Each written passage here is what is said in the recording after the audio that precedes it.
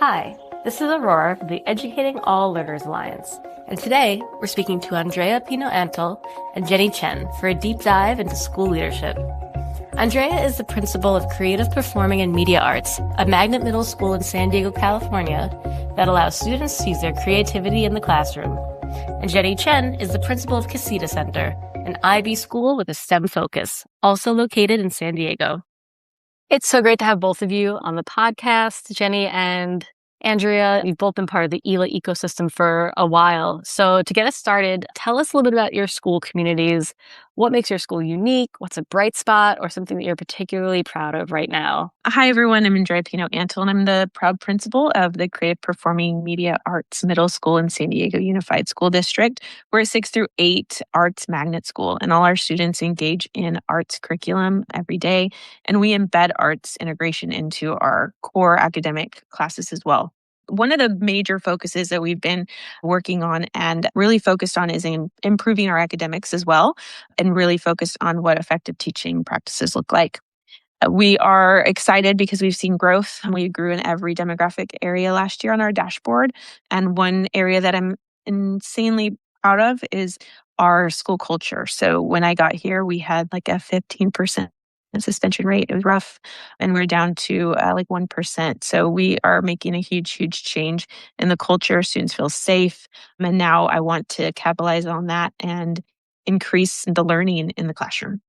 I'm Jenny Chien. I'm the principal of Casita Center. We are an IB World School with a STEM focus, and we are a magnet school as well. So we service our kindergarten through fifth graders. We have about 740-ish students, and we draw from all over our district as well as neighboring districts, and it creates a really beautiful community. Something I'm most proud of at our school is similar to Andrea, is our culture. I feel like we have a learning culture where our teachers are constantly learning and growing and figuring out how to evolve our programming that will be tailored to our students, and making sure that we are removing barriers and keeping learning exciting and relevant for them. And I think that, if we didn't have our staff wanting to do that, we would not be continuously evolving. So I'm very proud of them, and it's great to be amongst colleagues that want to do this work with our learners. I love that. And ELA had a chance to visit both of your schools, I think, during our inaugural school study tours. I mean, I remember seeing such interesting things at both of your schools. Truly, like, your schools really do stand out, and it's great to have you back in the ELA-verse, back in the ELA ecosystem, as part of this cohort of school leaders as part of our All Learners Action Lab. You both have some interesting insights around math, in particular, math instruction. It's always a subject that students or even teachers can, folks struggle with that fixed mindset. So tell us a little bit about, and I'll start with you, Jenny. Can you tell us more about what approaches you're taking when it comes to math at your school and what's truly working for your students? Yeah, no, thank you. It's always, it's exciting to kind of see innovation happening, but you also want to make sure we're offering quality math instruction. And so we constantly analyze our math teaching and learning approaches and our data that would work alongside with it. And our data really kind of spoke that, we are a higher performing school. We're doing well. Obviously, there are areas that we can work on in math instruction. But one of the areas that we had to kind of dig deeper with was this idea of our learners and how they see themselves as math people, as a math person. And even though our kids were higher performing, they didn't see themselves as math people. They had math anxiety, and, they felt a certain way about it. And so we had to kind of tease out that piece and figure out, as a staff, are we cultivating experiences in math where it is engaging and they can see themselves as math people?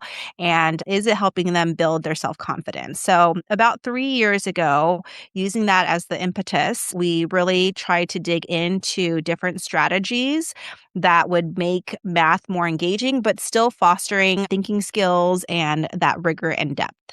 So we started our journey by looking at low floor, high ceiling approaches and bringing back number talks and evolving it to dot talks and splat and all these other experiences. We started digging into 3-act math. So that was that whole year just doing staff meetings as professional development, engaging in math.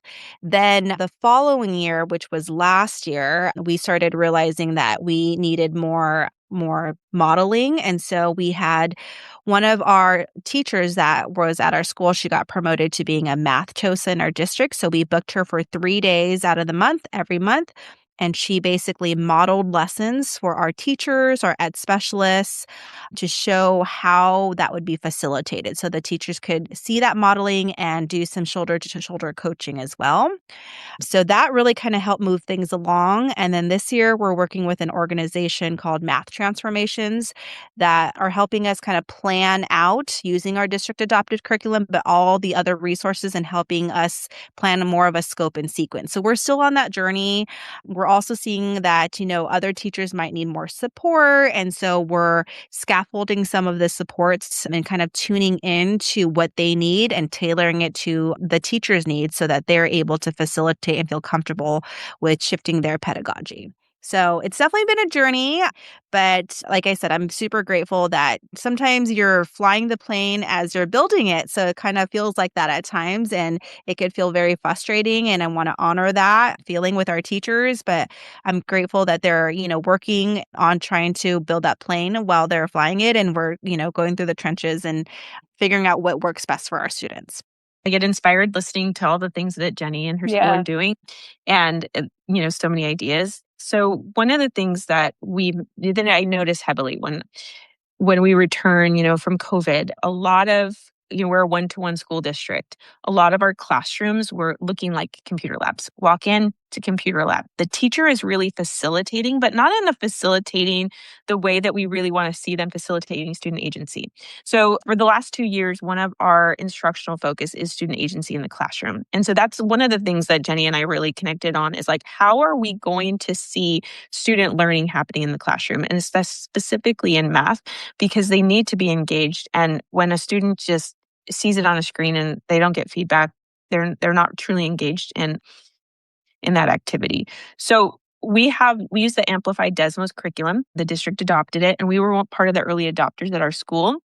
So we had some support from our school district in terms of mentors and lesson studies and getting our team to work together to really take this online curriculum, but how do we make it visible and how do we make it engaging for the kids? So I've been working with our teachers on those teacher moves. Like, yes, it's an online platform, but that doesn't mean that that's what the student should be doing at all times. Like, it can be removed from the computer. Let's get them learning and really focused on the depth of knowledge. So I know that Jenny mentioned that earlier when we were, introducing our schools is really knowing that we want our students to take that content and apply it to other things. And the way that we do that is through arts integration. So we have actually a math lab classroom that we set up that doesn't have any chairs, and the students go in and they can do kinesthetic movement and learning to go with their math curriculum. And our math teachers also go into the art lab and they do their arts instruction. So that's another way to get the students using what they're learning in a tangible and a visible way. It hasn't been easy. I mean, we also, as my teachers are receiving 6th graders, so we're 6 through 8. This year specifically, 90 of our 153 6th graders were testing on iReady diagnostic multiple grade levels below standard, right? So we also have to recognize that we are teaching the standards, but we also have how are we systematically supporting our students to improve and fill in the gaps of learning. And so we, part of the technology piece is I want them off the computer with the curriculum and doing collaborative and engaging lessons where they're active in their learning with each other. But then I'm asking them to do, we're using iReady My Path to fill in for that tier 2 instruction. So the teachers are right now balancing that technology aspect of, we don't want them so much in front of the computer because we want them to be agents of their learning and collaborating with each other. And using language and helping each other understand. But then we also want them to access this tool because with the number of students that have learning gaps, we want to use that to our advantage. So we are, we're growing and we are hoping to see some fruits of our labor. I used to think that when teachers verbalized barriers, that it was a bad thing, right? Like, I'm not doing something right as a leader. They couldn't do it, and, like, I just kind of I didn't want any of that. I didn't want to hear it, I didn't but I think in the last few years, especially this year, I'm really seeing that that's really an opportunity, right? So, if teachers didn't wanna do something, they probably wouldn't say anything and just, like, close their doors. But the fact that they're sharing some of their barriers out loud, whether in a small group, individual, or as a whole staff, I think is really valuable information. And I really have been leaning into it and leveraging that in how to inform next steps. So, one of the strategies that I really have appreciated and we've really embraced is the numberless word problems in math. And so we modeled it. We had students, or not, we had teachers open up their classrooms so that other teachers can go in. We covered classes.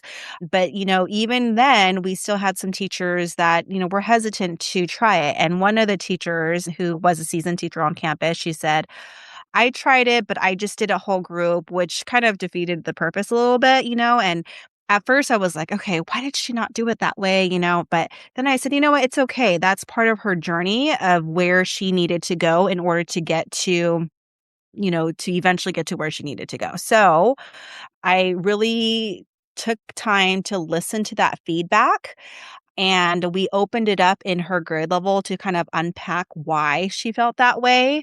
And her fear was that she would lose control of the class, if we did this numberless, small groups, random groups type of approach. And so her colleague was the one who said, why don't you, instead of doing random groups initially, why don't you start with doing intentional groups, and then you train up the kids with the protocol and the expectation, call out, all the great thinking that's happening. And then eventually you can maybe move into random grouping.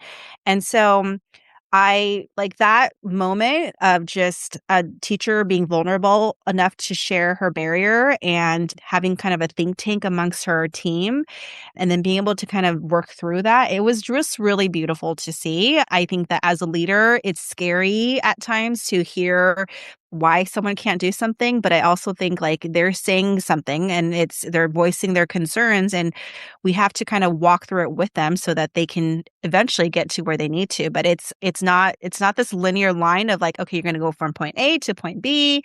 It's more like this like mumble jumble in the beginning or in the middle where you're trying to figure it out, and then eventually you'll get, to where you need to, but you kind of have to walk through it. And part of that journey and that process is what makes it a beautiful way to help shift pedagogy. How are you ensuring at your school that students with learning differences are at the heart and not an afterthought in terms of your school's structure and culture? That has been a huge focus for my school. Yeah. We have a lot of different programs. We have different self-contained versus inclusion programs at our school, and it's a non-negotiable for me. We're still trying to fine tune of what it looks like, but because every kid is different, every kid needs something different. We really have done some maybe not traditional things. For instance, like we have a student who, is in 8th grade that maybe is a 3rd grade level for math, also has an IEP. Instead of struggling through, like we provide a totally different math experience for that student. That student's with ed specialist for math instruction that has a math credential, and that student that's we want the learning experience to be positive and not a painful experience where they're going to fail. And so we are trying these alternative settings for students that is as inclusive as possible, but meets their needs. Just because we want learning to be enjoyable and be a lifelong experience and not feel like they're going to fail. I have a similar philosophy. I, I definitely, we were trying to strengthen our tier one so that it can be more inclusive. of all learners and entry points for them.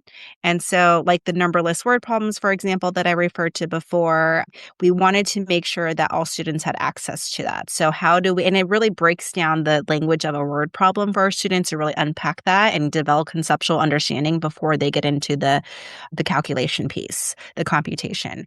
And so, we really had to, before we just jump into tier 3, or tier 2, we really wanted to make sure that it was accessible with our tier 1. And then within our classrooms, we do a lot of small groups so that or conferencing with our students so that they're able to get their needs met, whether through different manipulatives, different types of approaches. And we also try to memorialize on our walls that we value different approaches so that it's also a mindset shift for our community and our classrooms that, this isn't there isn't just one way and the right way to do it, but there's different ways. You get to your answer, but there's always different ways and we value all of them. And then of course, our ed specialists working on tier 3s are working closely with our teachers to make sure that we help remove the barriers. We've had a lot of conversations about accommodations versus modifications and making sure, like you said, Andrea, that the supports are appropriate for the kids. It's not just a bank of here are all the math things that we can put into a plan, but we want to make sure they are appropriate to that child. So it is, I think as, educators, you're just trying to be more intentional when you service our students and helping them meet their needs and remove those barriers. And I like to add too, like, I think more than ever as educators, we understand that every student is unique. I do, there used to be like, this is how we learn. And if they don't get it, I don't know what to do with them, right? So I think more than ever, our teachers understand that every student approaches things differently. And I do see that being valued in the classroom. And that's a huge shift for me, even though it might not be a standard that I can check or something on my dashboard, right? Like I do, but I do think that the parents and the students feel that and that makes them want to come to school. And that's important. And we embrace fully like our continuum of services. So if we have the whole continuum of services. I think the only program we do not have on our campus is deaf and hard of hearing. We have every other one. So any student comes to our school, we feel confident that we can support them and we will work together as a team to find where they fit. So that means we might have some students that are extensive support needs students that are in more gen ed classes and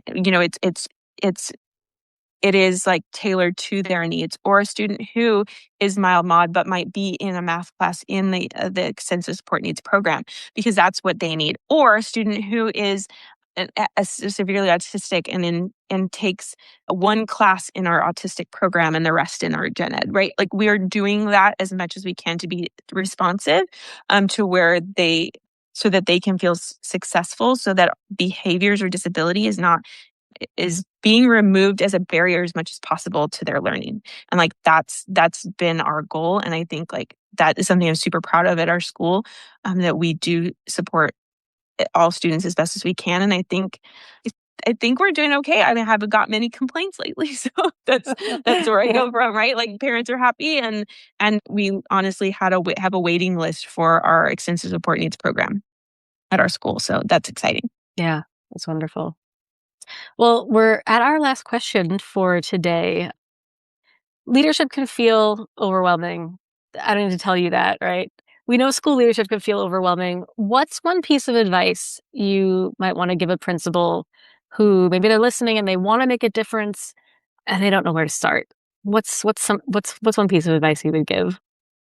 Okay. So it's funny. I was just talking to somebody about this yesterday, and I wish, I do, I'm super grateful for the program that I went through to get my admin credential and love the mindset that they provided. I do wish that this idea of how to influence your campus was Mhm. a part of that conversation because I kind of had to figure that part out is you could have the best ideas. You could be so research based. You could be well read. Like you could be all the great things. You could work on operations and you're an instructional lead. But if you don't know how to influence, you don't have impact. And so I think for me, advice for other leaders kind of stepping into this world is making sure that you know your players. So on your staff, who are your early implementers? Like always willing to try things out. You can use them as lighthouse teachers. Who are your influencers who, if they try something, they will spread things very quickly? Who are your teachers who are tried and true, but they really lean into more traditional methods? And how do you how do they learn and what motivates them? So you have to know your players, you have to know your team, and you have to know your community, and then be able to leverage those relationships and what you know and those strengths to move and make impact in your community. I think that is the one thing that I think I was never taught and I had to really pick up, that has helped me shift and transform school. Yeah. Exactly. I think Jenny hit that on the head as well, is the idea that you have to come in and yes, it's going slow to go fast. And I think the unifying factor for me is I rely heavily on vision. Like I'm a vision person. If I don't have a vision or a framework or a pathway, like I even get, a little bit stuck. So it's the horse and the rider, the rider and the elephant from Switch. It's the idea of, if I want my teachers to go somewhere, like I want to provide that path for them to get there on their own. They are going to do better and they're going to be more engaged and more bought in if they are or riding the elephant, if they are taking that idea forward themselves because they were shown a vision of the path that they're going to go. So, we did a lot of work, like Jenny, when you mentioned like that first year of like just PDs, like that's what we did. And we learned, we defined everything from what is collaboration, what is creativity, like these are the things that we want to see in our classrooms. So how are we going to get there? And so it was that collaborative, that team spirit of, we can do this and we're going to have the best school in the universe. A lot of them didn't believe me. And now they come to me and they're like, thank you for saving our school. Like they have seen it and they're bought in. And now it's like, hey, we are going to have at our school, we are an arts integration school. A math class is going to look different here than anywhere else in our district. And they're embracing that. And so it's leading them to believe that they can, giving them the tools to get there. And for a lot of our teachers, what are the arts? I'm a math person. How do I, right? So we've also adopted a series of We're All Learners. We're all going to be artists. So we do a monthly arts workshop. We paint for Thanksgiving. We learn how to paint pumpkins and do contour drawings. The amount of teachers that are still talking about that PD and how they felt successful, that translates into what they can offer their kids in the classroom. So it is like knowing who your students are, teachers. I'm still a teacher, and really getting them behind the vision and really having that vision, setting that vision together as a community, and then feeling that team effort to move forward. So, yeah. Thank you both so much for your insights, for your time, your energy, your expertise. It's no easy feat to get two principals together in the middle of the school day, right before testing, right during testing. So Jenny and Andrea, thank you so much on behalf of our listeners. It's been great chatting with you today. Thank you for the opportunity. Thank you so much for having us. That's it for us today, folks. Thank you to Andrea and Jenny. And to learn more about their schools, visit cpma.sandiegounified.org and cas.vistausd.org. If you enjoyed this episode, don't forget to subscribe on your favorite podcast platform and follow us on social media. I'm Aurora from ELA, and this was a deep dive into school leadership.